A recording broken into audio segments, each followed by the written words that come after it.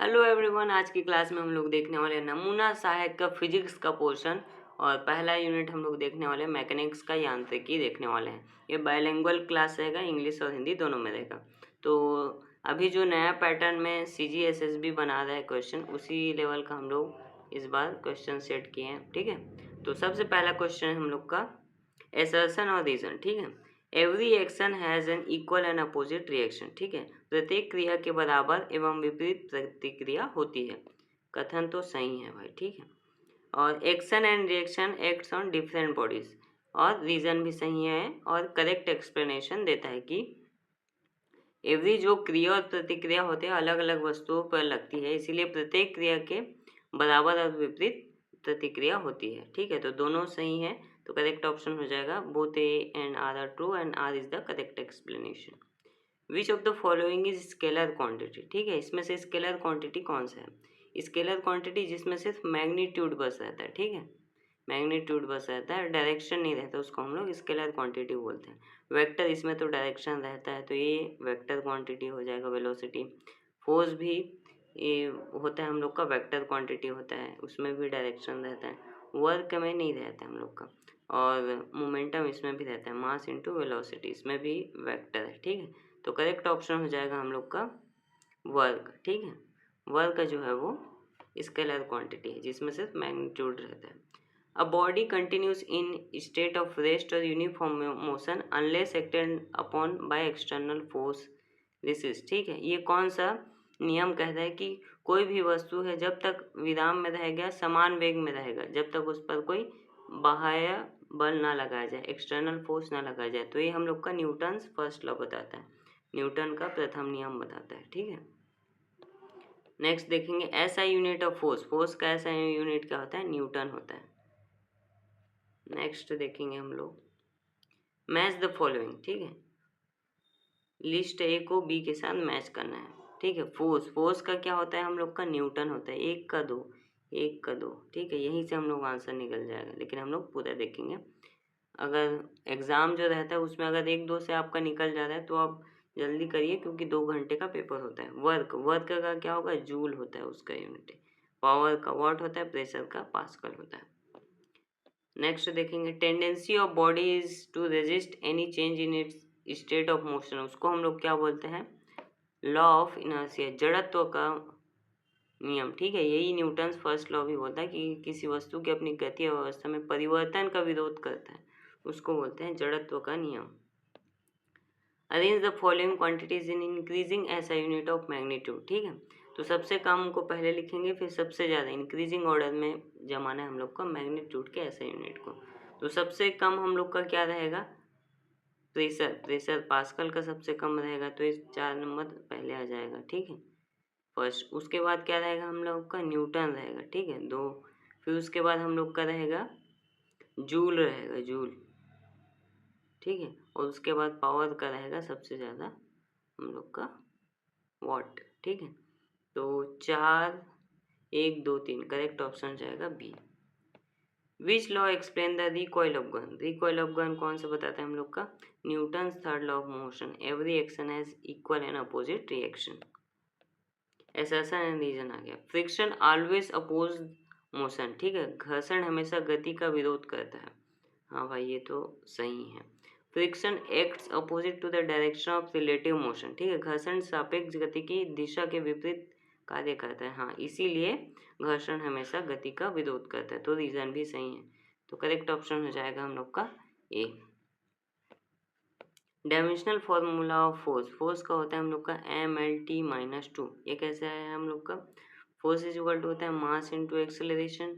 मास को हम लोग m से लिखते हैं, एक्सेलरेशन वेलोसिटी अपॉन टाइम, तो LT-2। इसी को हम लोग लिख देंगे MLT-2।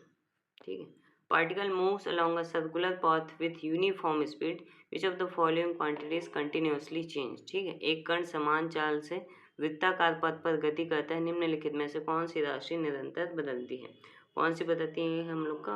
वेलोसिटी बदलती है। ठीक है, सर्कुलर मोशन में। ठीक है, तो इसका वेलोसिटी यहाँ इस पॉइंट पे लगूंगा, इस पॉइंट पे लगूंगा, क्योंकि डायरेक्शन के साथ ये बदलती रहती है।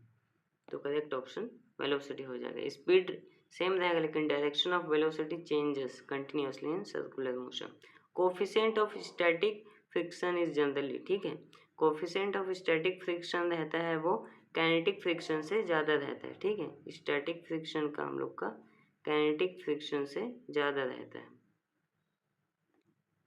तो करेक्ट ऑप्शन हो जाएगा C, greater than coefficient of kinetic friction. The acceleration due to gravity is independent of mass of falling body, ठीक है, गुरुत्वीय त्वरण गिरती हुई वस्तु के द्रव्यमान पर निर्भर नहीं करती है, ठीक है। तो क्या gravitational force acting on body is proportional to its mass, या किसी वस्तु पर लगने वाला गुरुत्वाकर्षण बल उसके द्रव्यमान के समानुपाती होता है। तो ये हम लोग का acceleration due to gravity is independent of mass of falling body, ये तो सही है भाई, ठीक है, असर्शन सही है। Gravitational force acting on a body is proportional to mass, हाँ ये मास पर डिपेंड करता है, जी इज इक्वल टू होता है Gm1m2 अपॉन आर स्क्वायर, तो ये मास पर डिपेंड करता है, इसलिए acceleration due to gravity independent of mass of falling body, correct option हो जाएगा हम लोग का A. Match the following, inertia, inertia किसको बोलेंगे हम लोग, इनर्शिया बोलेंगे हम लोग resistance to change in state, ठीक है, ये न्यूटन्स फर्स्ट लॉ है, ठीक है। ए का चार मोमेंटम क्या है, product of mass and velocity, ठीक है। बी का 2 इम्पल्स क्या है, इम्पल्स जो है चेंज इन मोमेंटम को हम लोग इम्पल्स बोलते हैं। फ्रिक्शन क्या है, resistance to motion. A person pushes a wall with force of 100 newton, ठीक है, कितना फोर्स लगा रहा है, 100 न्यूटन का फोर्स लगा रहा है, but wall does not move, the work done by the force on the wall is, ठीक है, वर्क डन होता है FDS, ठीक है, FDS होता है हम लोग का फोर्स इंटू डिस्प्लेसमेंट। ये अगर जीरो हो जाएगा तो 0 इंटू 100 करेंगे तो जीरो ही हो जाएगा, ठीक है। अगर जब तक वो वॉल है वो मूव नहीं कर रहा है तो फोर्स जो वर्क लगा रहा है वो जीरो है। अरेंज द फॉलोइंग, ठीक है, निम्नलिखित राशियों को SI मात्रकों के अनुसार व्यवस्थित कीजिए। टॉर्क, टॉर्क का क्या होगा हम लोग का, टॉर्क का होता है हम लोग का पास्कल, ठीक है, PA। प्रेशर, प्रेशर का होता है हम लोग का पास्कल, ठीक है, कुछ तो गड़बड़ है इसमें क्या पूछा है हम लोग को, arrange the following quantities according to their SI unit, ठीक है, SI यूनिट के अकॉर्डिंग इसको जमाना है। सबसे कम हम लोग का किसका रहेगा और सबसे ज़्यादा किसका रहेगा, ठीक है। तो सबसे ज़्यादा किसका रहेगा, पावर का रहेगा, ठीक है, लास्ट हम देखेंगे पावर का सबसे ज़्यादा रहेगा, तो लास्ट में तो वॉट आना चाहिए भाई, वॉट 2 जगह दिख रहा है। उसके पहले किसका रहता है हम लोग का, वर्क का रहता है। वर्क को और किस वो में दिखा सकते हैं हम लोग, वर्क को हम लोग लिख सकते हैं टॉर्क, ठीक है। तो उसके बाद रहेगा हम लोग का टॉर्क, तो टॉर्क का क्या होता है, न्यूटन टू मीटर, ठीक है, वर्क वाला न्यूटन इंटू मीटर, तो सेकंड न्यूटन इंटू मीटर। उसके बाद रहेगा हम लोग का मोमेंटम का, मोमेंटम का क्या होता है, मास इंटू वेलोसिटी, तो किलोग्राम पर मीटर पर सेकंड। सबसे कम रहेगा प्रेशर का, तो ये पास्कल, करेक्ट ऑप्शन हो जाएगा B. Two bodies of mass 2 kg and 8 kg are dropped simultaneously from the same height in vacuum, vacuum में 2 किलोग्राम और 8 किलोग्राम के बॉडीज को ड्रॉप किया गया। विच स्टेटमेंट इज करेक्ट, इसमें से कौन सा सही है, ठीक है। 8 किलोग्राम वाला पहले पहुंचेगा या 2 किलोग्राम वाला पहुंचेगा, ये वैक्यूम में हो रहा है तो दोनों जो है वो साइमल्टेनियसली पहुंचेंगे। Centre of gravity of uniform ring lies at its geometrical centre, ठीक है, ज्योमेट्रिकल सेंटर में रहता है सेंटर ऑफ ग्रेविटी, ये तो सही है। एक mass is uniformly distributed around the circumference, ठीक है, ये रिंग है तो इसका ज्योमेट्रिकल सेंटर पर रहेगा सेंटर ऑफ ग्रेविटी, ठीक है। मास क्योंकि यूनिफॉर्मली डिस्ट्रीब्यूटेड रहता है, रीजन भी सही है। Which of the following has the same dimension as impulse, impulse की तरह किसका सेम डायमेंशन रहता है, ठीक है। तो हम लोग लिखते हैं इम्पल्स को, लिखते हैं हम लोग फोर्स इंटू टाइम की तरह लिखते हैं, ठीक है, फोर्स इंटू टाइम की तरह लिखते हैं। इसी को और किस वे में लिख सकते हैं, फोर्स इज इक्वल टू होता है mass into acceleration, mass into acceleration into time, ठीक है। इसी को और तोड़े तो क्या बनेगा, मास इंटू एक्सेलरेशन होता है वेलोसिटी अपॉन टाइम, ठीक है। इंटू टी, ऐसा हो गया। ये टी और टी कट गया, मास इंटू वेलोसिटी बचा, इसको हम लोग क्या बोलते हैं, मोमेंटम बोलते हैं। तो इम्पल्स का किसके साथ सेम डायमेंशन फॉर्मूला रहता है, इसका मोमेंटम मोमेंटम के साथ रहता है, क्या होगा, mL/t-1, ये इसका डायमेंशन फॉर्मूला रहेगा। Body of mass 5 kilogram acted upon on constant surface of 20 Newton, what is the acceleration. तो फोर्स इज इक्वल टू लिखते हैं मास इंटू एक्सेलरेशन, ठीक है। एक्सेलरेशन पूछा गया हम लोग को, फोर्स दिया है कितना 20 दिया है, मास दिया हम लोग को 5 किलोग्राम, तो 20/5 हो जाएगा 4 मीटर पर second square. Correct option C हो जाएगा। Which of the following statement regarding inertia are correct, जड़त्व के संबंध में निम्नलिखित कथनों पर कौन सा सही है। Inertia depends on the mass of the body, हाँ इनर्शिया तो मास पर डिपेंड करती है। Heavier body possesses greater inertia, हाँ मास पर डिपेंड करती है, तो जो हेवियर रहेगा वो ज़्यादा इनर्शिया करेगा, दो भी सही। इनर्शिया इज अ फोर्स, नहीं भाई इनर्शिया फोर्स नहीं है। Inertia oppose any change in the state of motion, 4 भी सही, 1 2 4, करेक्ट ऑप्शन ए हो जाएगा। A body is moving with uniform velocity, which of the following statement are correct, ठीक है। यूनिफॉर्म वेलोसिटी से जा रही है, कोई वस्तु समान वेग से गति कर रही है, तो निम्नलिखित में से कौन सा सही है। नेट एक्सेलरेशन इज जीरो, ठीक है, समान वेग से जा रही है तो नेट एक्सटर्नल फोर्स जो है वो जीरो हो जाएगी, ठीक है, यूनिफॉर्म वेलोसिटी से जा रही है तो। Acceleration is zero, net force zero है, एक्सेलरेशन भी जीरो हो जाएगा। मोमेंटम रिमेन कांस्टेंट, मोमेंटम जो रहेगा वो कांस्टेंट रहेगा। काइनेटिक एनर्जी चेंजेस कंटिन्यूअसली, नहीं भाई काइनेटिक एनर्जी भी कांस्टेंट रहेगा, तो 4 नहीं होना चाहिए, 4 नहीं होना चाहिए, 4 नहीं होना चाहिए, ऑल ऑफ द अबव नहीं होना चाहिए, करेक्ट ऑप्शन ए हो जाएगा। Seat belt reduce injuries during the sudden braking, अचानक से ब्रेक लगता है तो सीट ब्रेक जो है इंजरी से बचाती है, ठीक है, ये तो सही है भाई हम लोग का। Seat belt increase the time during the momentum changes, ठीक है, सीट बेल्ट जो रहती है वो क्या को बढ़ा देती है, टाइम को बढ़ा देती है, ठीक है, जब अचानक से ब्रेक लगता है, तो ये भी सही है, जिससे कि इंजरी नहीं होती है। मैच द फॉलोइंग, फिर से आ गया। इम्पल्स, इम्पल्स को हम लोग कैसे लिखते हैं, फोर्स इंटू टाइम, ठीक है, फोर्स इंटू टाइम हम लोग का हो जाएगा न्यूटन इंटू सेकेंड, एक का दो। मोमेंटम को हम लिखते हैं मास इंटू वेलोसिटी, बी का एक। टॉर्क को हम लोग लिखते हैं न्यूटन मीटर और पावर का वाट, करेक्ट ऑप्शन ए हो जाएगा। Which of the following statement about friction are correct, घर्षण के संबंध में कौन निम्नलिखित कथनों में से कौन से सही हैं, कौन से सही हम लोग को। Friction always oppose relative motion, हाँ ये तो कहता है।